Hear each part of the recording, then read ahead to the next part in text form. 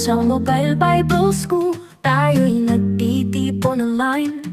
Sa tahanan man o saan ka man, naroroong tunay kaalamang makalangit at biblikal na aral ay makulay. Sa biyaya ng Diyos tayo'y lumalago sa buhay, karunungan at lalim sa pananampalataya. Sa Mobile Bible School, ito'y abot kamay na. Sa bawat aralin, tayo'y Ayan, welcome po sa ating digital illustration. Ito po yung mga styles. Ayan. Styles po ng Vexel and Vector. At paglaon po, itong mga nakikita nyo po dito, maaari nyo rin po talaga na magawa. Basta, ayan, maglaan lang po tayo na napakaraming time, napakaraming effort. Ayan. Una-una po dito, yung soft blend. Ayan. Hindi ko po alam kung pwede po ba itong ma-zoom. Ayan, nag-zoom po ba? Ayan, nag-zoom siya. Kung mapapansin natin dito kay Bini Aya, ayan. Mga shapes yan. Yan. Mga shapes yung mga yan. Ito, lalo na ito, itong dark shade. Mga shapes po yan. Na kung saan, hindi siya ginamit, hindi siya ginawa through path, kundi ikaw mismo yung gagawa ng shape na yon. Sa PC po kasi, pag gagamit ka, kailangan mong may dalawa kasi na pwede kang may dalawa ka na pwedeng gawin. Ayan. Una, yung nabanggit kanina, na kapag gagawa ka ng ganyan, parang illustration or is using shapes. Kaso po, medyo komplikado. Lalo na po kung medyo baguhan ka at hindi ka naman po talaga ganun na computer literate. Medyo maninibago ka. Pero pwede mo yun naman matutunan, basta talagang paglahanan din po talaga natin ng time, using pen tool. At aminin ko man po sa inyo, talaga, isa rin po talaga ako sa nahihirapan sa pen tool simula nung ako po ay nag-digital art. Kaya talagang nag-stick lang din po talaga ako sa CP, which is mas madali din po na matutunan at mas madali din na talaga na gumawa. Ayan. Mapansin natin, ayan. Ito, lalo na po ito. Shapes din po yan, which is ikaw yung gagawa. Yan po ang soft blend. Paano po nasabi na soft blend? Kasi po, dito may na-blend yan. Yan. Nung ginagawa ko po ito, ano yan? Ang balak ko lang po sana is minimal siya. Minimal siya, ibig sabihin, hindi po siya na soft erase. Ayan. Pero, dahil nga po sa may mga inspiration din po tayo na kinuha, ayan, ng mga artists, ayan, ginawa ko na lang po siya na ganyan, which is, ang pinakakalabasan is naging okay. Ayan. Balikan ko lang po yung soft blend, ayan, kasi, kung mapapansin natin dito na part, ayan, medyo soft siya, sa pamamagitan po ng soft eraser. Ayan, na-blend po siya through soft eraser.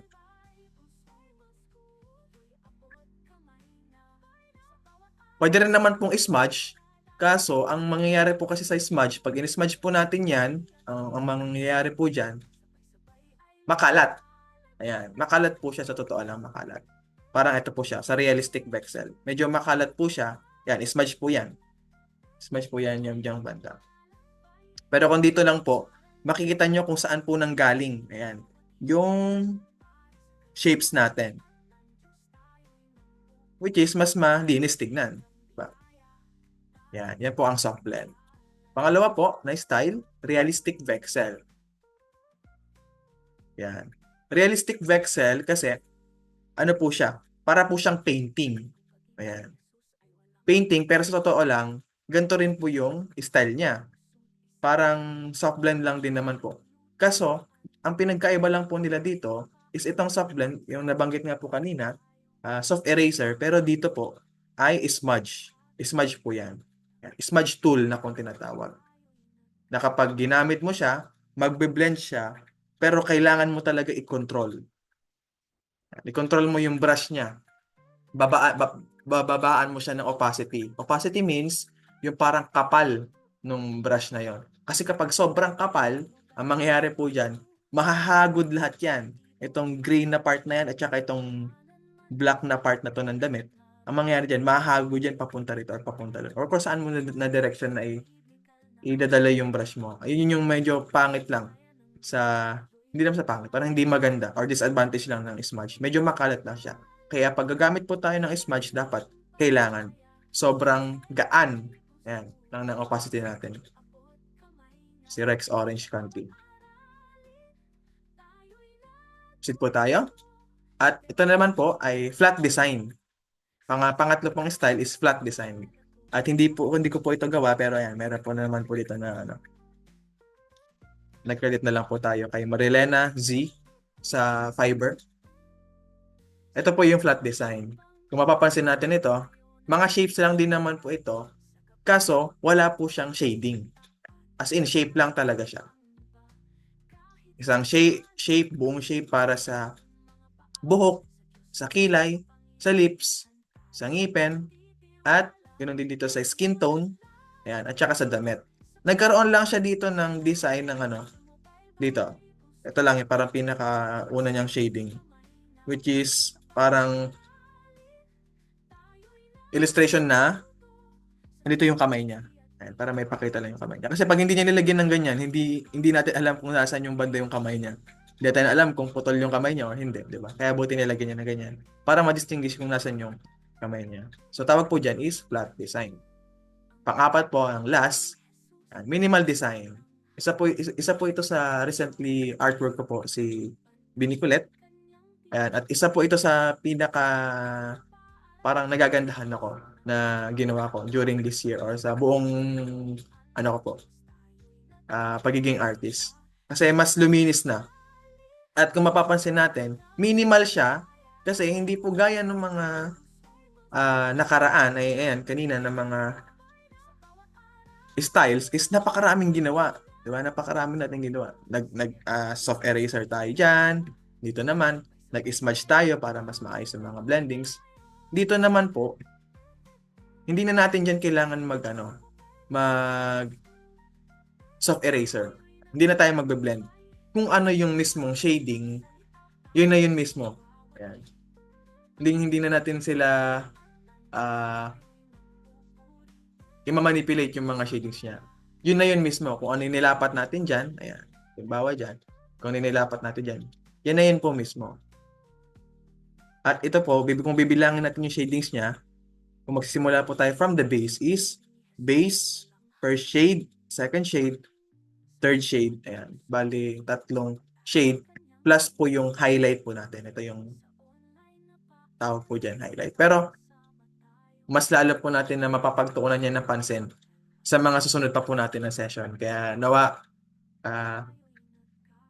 mag-plan po tayo ng time para po sa ating mga session.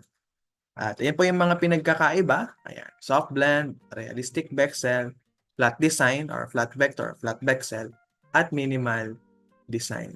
So, ano po sa inyo? Ano po ba yung pinaka-paborito nyo po na style? Pwede nyo rin po yan i-comment sa ating chat box dito sa ating Zoom or maging sa mga nanonood din po sa ating Facebook Live.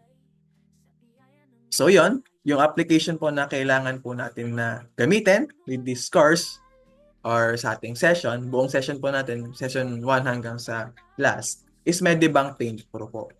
Ayan, which is nasabi ko rin naman na po sa inyo, kahapon po, nagsabi na po ko na mag-install na po tayo habang maaga para po sa session natin ngayon is makasabay po tayo. So, ayun, allow me to screen share din naman po yung cellphone ko, which is doon po tayo gagawa. Ayan. Ayun lang po yung pinagkaiba, hindi po tayo gagawa through PC. Ayan. Kundi gagawa po tayo sa mga smartphones po natin. Ayan. Para mas accessible, tsaka talagang wala na tayong excuse para matuto kasi halos lahat naman po ngayon ay gumagamit din naman po ng cellphone. And I believe lahat naman po tayo ay medyo literate na sa mga cellphones mo natin. Kaya mag-explore na lang din po tayo.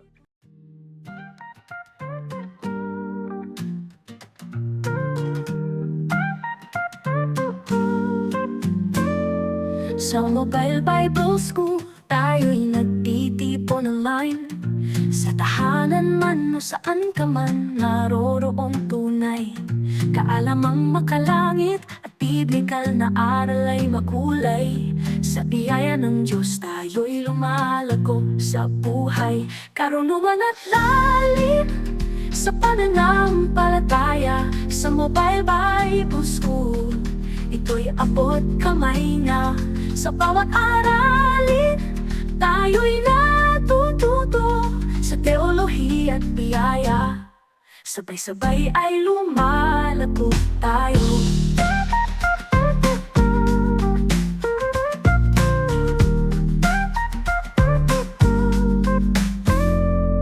Sa bawat hakbang, sa Diyos tayo nagtitiwala. Sa gabay ng Kanyang salita, ating inaakay ang iba. Kahit saan man dalhin ng ating mga paa, sa Diyos ng makapangyarihan tayo'y nagtitiwala. Karunungan at lalim sa pananampalataya. Sa Mobile Bible School, ito'y abot kamay na. Sa bawat aralin, tayo'y natututo sa teolohiya at biyaya. Sabay-sabay ay lumalago tayo.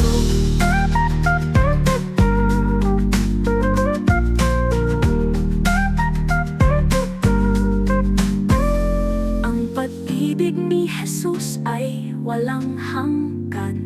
Sa bawat puso't isipan, tayo'y Kanyang tinuturuan. Sa online na paaralan, sama-sama tayong umaasa. Sa kaluwalhatian ng Diyos tayo'y nagkakaisa. Karunungan at lalim sa pananampalataya. Sa Mobile Bible School, ito'y abot kamay na.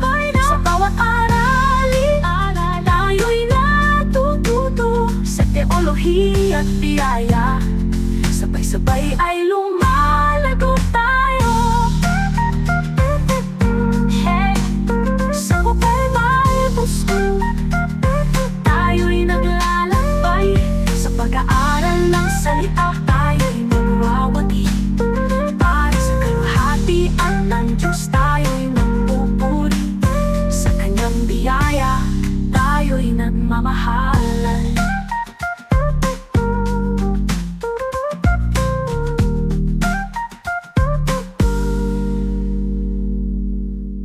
Ang pag-ibig ni Jesus ay walang hanggan. Sa bawat puso't isipan, tayo'y Kanyang tinuturuan. Sa online na paaralan, sama-sama tayong umaasa. Sa kaluwalhatian ng Diyos, tayo'y nagkakaisa.